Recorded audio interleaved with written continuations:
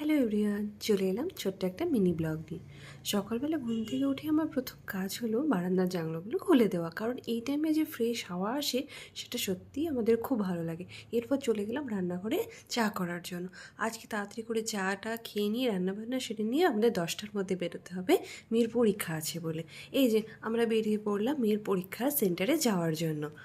তারপর মেয়েকে পরীক্ষা সেন্টারে দিয়ে আমরা বেরিয়ে পড়লাম একটা নতুন জায়গায় যাওয়ার জন্য।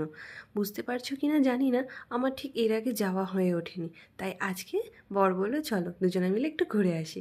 একটু চাটা খেয়ে নিয়ে চলে গেলাম আমরা গঙ্গার ব্রিজের নিচে।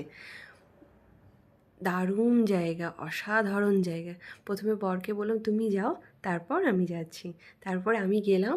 সত্যি মানে নিজের চোখে না দেখলে এত সুন্দর জায়গা তোমরা বুঝতেই পারবে না। তাই আমার এত ভালো লাগলো, আমি কিছু ছবি তুললাম আর কিছুটা